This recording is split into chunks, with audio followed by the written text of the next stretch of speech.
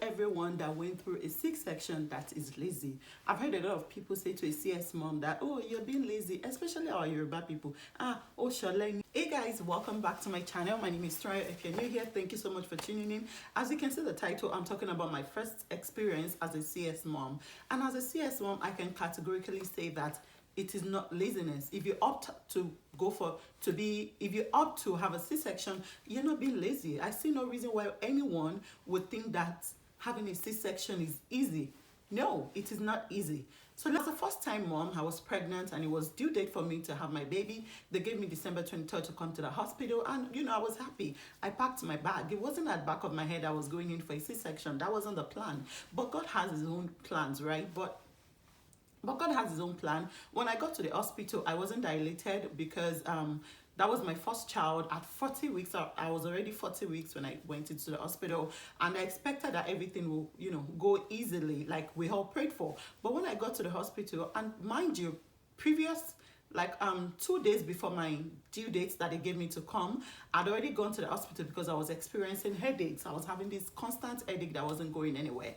And I was so worried. I went to the hospital. I've read online about preeclampsia, and I thought that was what was happening to me because my head was just banging. When I got to the hospital, they tested me and they said everything was fine, that I don't have preeclampsia, that I have to go back home. I remembered how dramatic I was on that day. I didn't even find it funny with them. I'm like, something is wrong with me, and you guys are telling me to go back home. I need this baby out of me. My baby is due in a week, and you guys are telling me to go back home when I'm telling you that I'm going through this. But I said, you know what? Go home and then come back on this so date. And they gave me a date to come back, which was a day before my due date. They gave me to come back on the 22nd of December, and I got there. I was on a Saturday. I got there very early. The appointment they gave me was for 10 o'clock. Yes. So I got there for 10 o'clock, and when we got there, they started preparing me, for induction. So they were preparing me for induction. They gave me everything that they were meant to give me just so that it can induce me for labor. And I was there. Like I said, I got to the hospital on Saturday, the 22nd of December 2018, and when I got there, they induced me and nothing was going on. They gave me the ball. I was there for hours, guys. I was there all through. They gave me they induced me, but I wasn't dilating. And mind you, while you're being induced, they're coming in to check you, to check how many centimeter you have. And before you can have the baby, you have to be on 10 centimeter, right? And by the time I got to the hospital, I wasn't even on any centimeter yet. So it was like I had to start, and baby was already 40 weeks, so which means this baby needs to come out. So they gave me everything that they needed to give me, but nothing was happening. So I was there, and mind you, I cannot eat. They already told me from the 22nd I can't eat, and this is the 22nd though. I got it on the 22nd. I could not eat or anything. I was just lying down on the bed. They were giving me everything. They put like a ball inside of me. All this experience is not easy. So I see no reason why anyone would say to a C-section mom that you're lazy. So back to the story. When they gave me everything that they needed to give me, and nothing was going on, nothing was happening. So I was just there. My husband was there. They were coming in, checking me. Mind you, when they're checking you, they're not just checking. They are putting their hand inside you. Imagine how painful that can be. And I was contracting. It's a lot of pain on its own. I was just there, just figuring out my life. Like, okay, what is gonna happen? This baby needs to come out. All through the night, all through. I got there like 10 o'clock. Let's say they start administering everything to me like around 11, 12. This is America. Nobody is wasting your time or anything. If they give you a 10 o'clock appointment, then they're going to start working on you when you get there. So that was it. I was just there from that 10 o'clock. I was looking at the time, then it's 12 o'clock, then it's 1 o'clock, then it's 2 o'clock. I'm like, okay, what is going on? As at then, I wasn't even like 1 centimeter. Imagine me being in hard labor, like me being in excruciating pain, and it's just like nothing is happening. So by the time I was able to, and mind you, I cannot leave the bed anymore. They already gave me, I don't know what they call it, that thing that helps you to, pass urine while you're still on the bed. I can't remember the name right now. They already gave me that, so I can't even get up and I cannot eat. So it was the water that they're giving me that is helping my body to, at a stage I started having water retention because I could not leave the bed. 3 o'clock, 4 o'clock, 5 o'clock, 6 o'clock, nothing was going on. That was the 22nd of December. I was just there. I'm like, okay, what's going to happen? Like, at that time, I was very cranky. I was cranky. As the nurses were coming in, I'm just like, okay, you people should just leave me alone. This is getting too much. What's going to happen? Like, this baby needs to come out.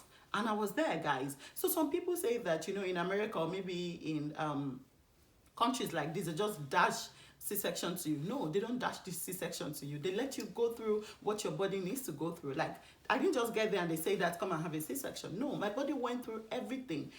And I was just there all through the 22nd. Baby wasn't coming.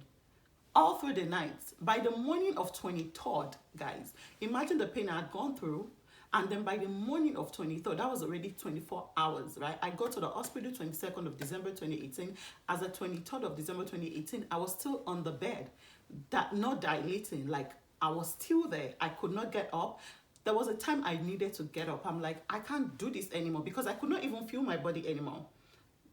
I don't know, for some reason. Did they give me epidural? Okay, yeah, they already gave me epidural. So I could not feel my body anymore. I'm just like, I was just on the bed and my whole body was swollen. I'm like, something needs to get up. I need to get up. And I remember the nurses telling my husband that I should not get up, that if I get up, that is going to be a sorry case and all of that, that I have to just be on that bed. And I was there. And as at that time, the 23rd of December 2018, I was already 5 centimeters. And mind you, I'm going to 10 centimeters.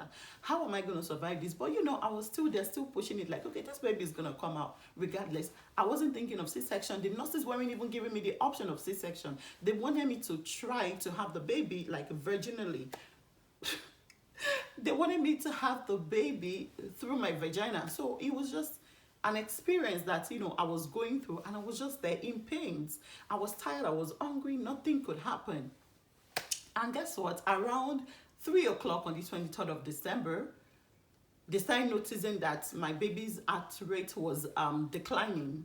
And then I was already running fever. And the baby too was, you know, the heart rate, something was happening. And the nurses came in. They're like, okay, ma'am, the doctor. The doctor was like, oh, okay, ma'am. So at this stage, we're suggesting maybe you go for a C-section. What was I meant to do as at that period? Was I meant to say, hey, no, Hebrew woman, no, I cannot do this. I just have to give birth to this child virginally. My baby was like in distress already. There was nothing anybody could do at that period. I did not opt out for a C-section, but life happens. And do I have any choice? We had to sign, and they took me in for a C-section. Around that time, it was already like 4 p.m.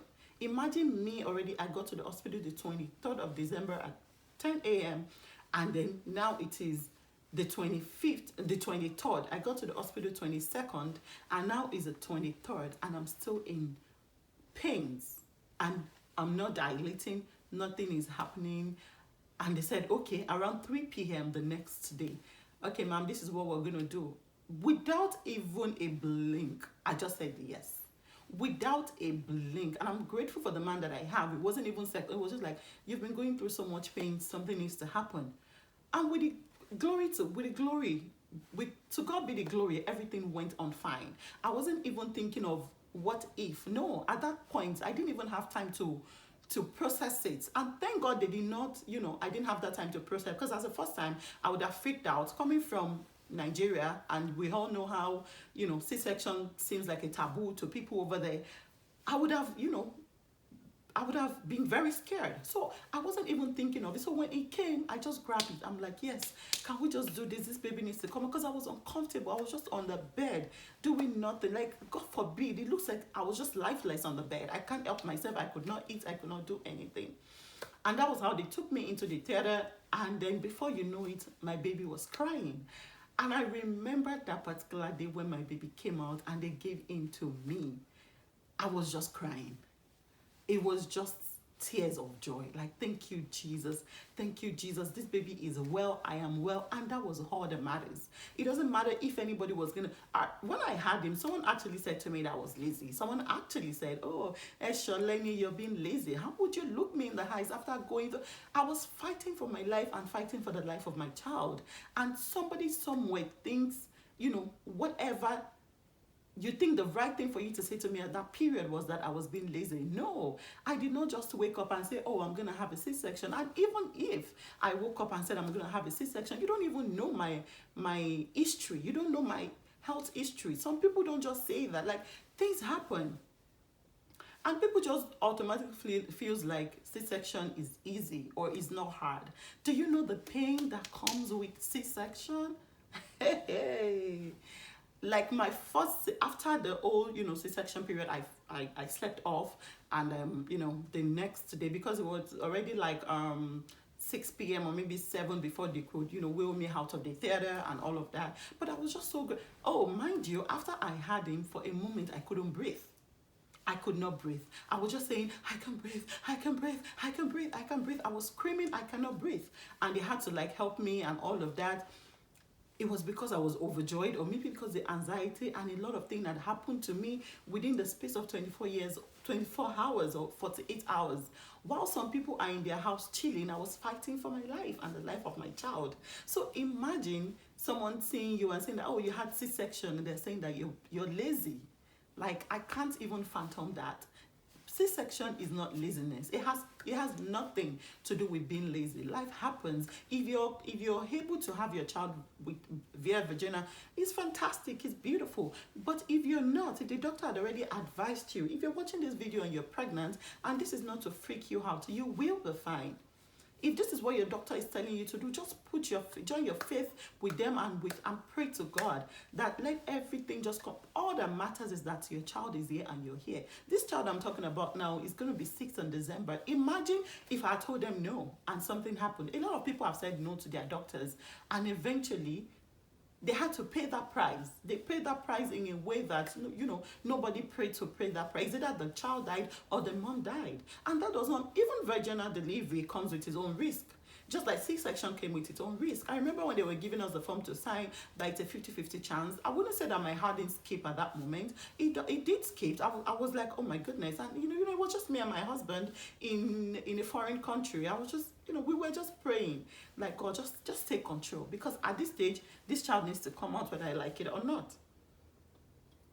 Whether I like it or yes, this child needs to come out. And that was what happened. We gave it all to God, and God did his thing. He did his thing without no complication, without no stress. They gave me my baby. It was a beautiful experience. And then the next morning I had to sleep because I was so tired. And the next morning we started calling everybody. I'm so grateful that my husband wasn't calling people to tell them that something happened. He was calling them to give them the good news. Like, even my parents weren't even saying, was it C-section or did they were just so happy that, okay, at least you're here and the baby is there. And the baby is also here and you guys are fine. And that is all that matters. I see no reason why you're pregnant and you're thinking that you're not complete as a woman if you have a C-section. I've seen a lot of posts online about people saying things, and then you guys are not helping the situation, especially if you've actually looked at the C-section mom and then you tell them that you're being lazy.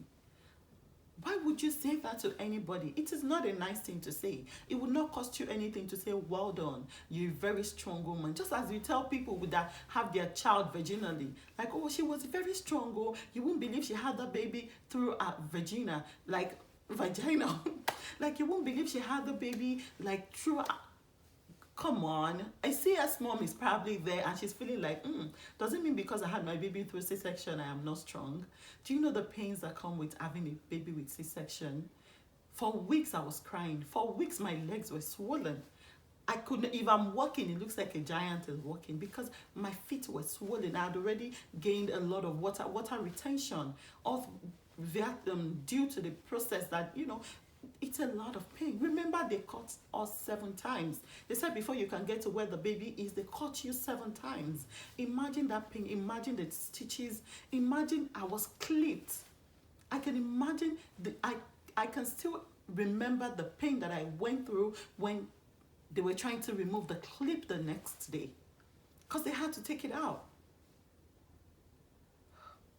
Dear moms, dear young moms, dear new moms, dear moms in waiting, that time is coming that you're going to be ready to have your child, and I hope that you'd let God just have his way over your life and not let what society would say or what anyone would say deprive you from having the joy of motherhood, from holding your baby, from just enjoying the good things of life. God gave these doctors the wisdom. So if God actually gave them the wisdom, who says they can't use that wisdom to help you? I've come to the end of this episode, and if you made it up until this moment, please give me a thumbs up and drop a comment. And if you're a C-section mom, I'd like to meet you. Say hi in the comment section. Thank you so much for tuning in. I'll see you guys in my next video. Bye.